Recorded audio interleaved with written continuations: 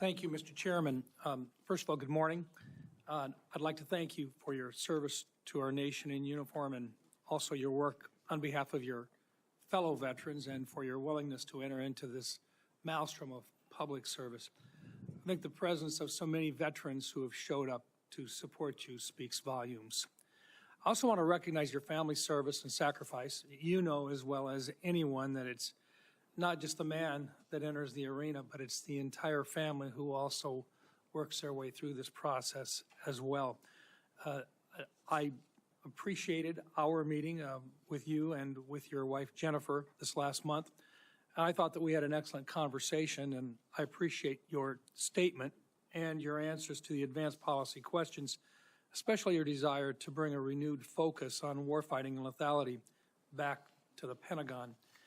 I also respect and I appreciate my friend and colleague, Senator Gillibrand, and some of her questions, and I know that she had a number of them in there. You had an opportunity to respond very briefly. Were there any other responses that you would like to make or clarifications that you would like to make before I move on to my questions? Senator, thank you very much for the opportunity to meet and for the question. I would also acknowledge you were mentioning female engagement teams, which have shown a great deal of success on the battlefield. It would be and universally acknowledged as such. I've been in Iraqi homes where the language and gender barrier was real, and the ability to have someone there to help in that process would be a massive accelerant in mission success. So I recognize that reality. I also recognize that female engagement teams assigned to a SEAL team or a Green Beret team meet different standards also, which is okay because of the duty positions involved in that job. As far as politics, Senator, it has been the joy of my life to lead men and women in military outfits. When you're in combat or in training, there's a lot of conversations that happen. And you start to realize that a lot of people you're serving with share your political ideals or they don't. You find out there's Republicans, there's Democrats, there's Libertarians, there's Independents, there's Vegetarians, everything in between. None of that matters. It never mattered in how I led men and women, how I interacted with them, what missions we undertook. Politics has nothing to do with the battlefield, which is why President Trump has asked me to say, let's make sure all of that comes out. This is about warfighting capability, setting standards high, and making sure we give our boys, our men and women, everything they need to be successful on the battlefield. So politics can play no part in that, and I look forward to infusing that, as we always have inside our units. I appreciate you making that very clear. And one of the areas that we want to do our best is to provide for the equipment and the technical capabilities so that no young man or woman enters into a battle as a fair fight, and that they always have the advantage.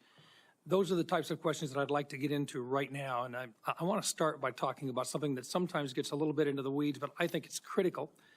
Mr. Hegseth, from what I've heard from 24 senior DoD officials in hearings over the last 2 years, including the Secretary of Defense, every service chief, and 8 combatant commanders, is that sharing the portion of the spectrum, and this is in the weeds, I know, but I'm going to ask it to get it on the record, the 3.1 to 3.5 gigahertz band would have extremely serious consequences and very costly consequences on our warfighting capabilities.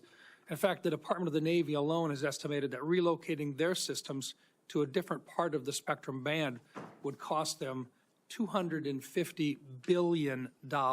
That's just for the destroyers that defend our coasts with the radars that they have in them. If confirmed, what will you do to make sure that the Department of Defense can maintain its access to and the use and to be able to maneuver within the electromagnetic spectrum at home and abroad? And would you be willing to literally go to the mat with the interagency to protect warfighter requirements for the use of the spectrum? Well, Senator, thank you for the question. And my job, in part, will be to go to the mat when necessary for things I believe are an absolute requirement for the Department of Defense and the men and women in uniform. There's no doubt about that. In this particular case, as far as spectrum, I look forward, as I've said before, getting a full class of, because this issue has come up a number of times in meetings, It's critically important with how our warfighters communicate across all services. So I'm going to get a classified briefing immediately about how it would impact the spectrum if it were to allow other companies or it to be Rest auctioned assured, off. China would love to have our ability to use that part of the spectrum restricted. They would love that. Absolutely right. And so I will go in with eyes only toward ensuring we have the capabilities we need and there's no disruption when I take that brief. Thank you. In your advanced policy questions, you recognize a cooperative approach by China, Russia, Iran, and North Korea to undermine U.S. influence around the world. As you point out, aggression by any one actor would be an opportunity for others to engage the U.S. on multiple fronts along the continuum of the conflict. As we discussed in my office, neither of us wants to send our troops into a fair fight. We want to make sure that they have every advantage that the United States can give them, and that requires resources and reforms. Given the growing potential of a multi-theater conflict involving near-peer adversaries, what steps would you take to prepare the Department of Defense to simultaneously execute and sustain operations across multiple regions while maintaining readiness and deterrence globally? And I just have to make note, and I want to make it clear, we have language in this year's fiscal year 2025 National Defense Authorization Act calling for a review of the department's operational plans.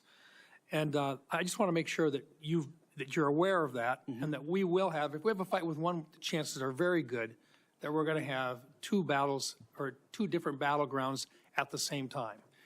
Senator, which is why I believe our country's incredibly fortunate to have a new commander-in-chief in Donald Trump, who through the strategic approach he has taken with allies and against foes has prevented wars and is determined to do the same. That's our chief job, is deter and prevent wars. My job, should I be confirmed at the Secretary of Defense, is to ensure we have the right prioritization of assets and strategy, and then the tools in the toolbox necessary, the pointiest possible spear for President Trump to wield if necessary as the last resort.